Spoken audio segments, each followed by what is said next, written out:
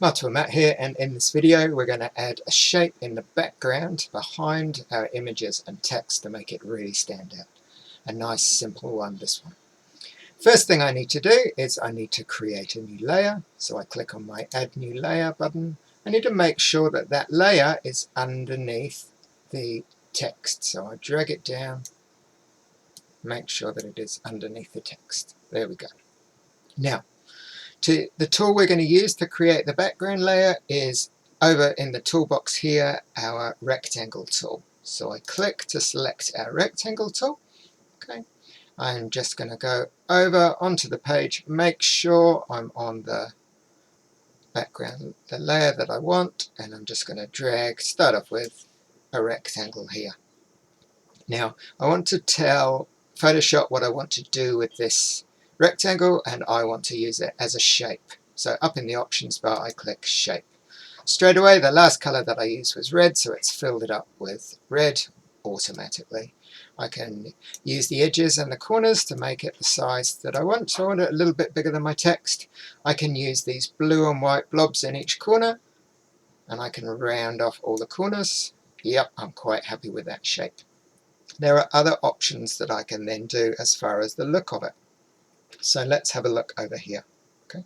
At the moment we've got a single color, we've got red, and I can change it just by clicking on it. I think it's more interesting to use a gradient color. So if we go at the top of the Windows bar, you can see here, here's our gradients tool. There's lots of gradients built in, we can see,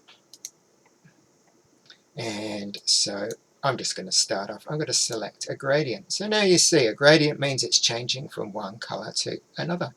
I'm not just stuck with the options that are built in like these ones. Just by clicking in the fill box here in the Windows bar, it lets me now adjust that gradient.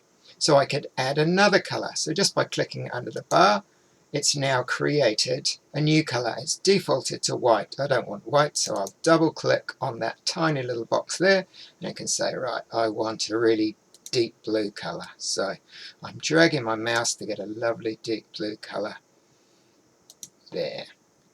Now that I'm going to change this first color here, double click. Let's start off with a much lighter color there. So I can really experiment to get the kind of gradient, the kind of colors that I like. I can do other things to my gradients, like I can change where it comes from. I like linear, but you could experiment with the others, like radial, puts it in the middle, for example.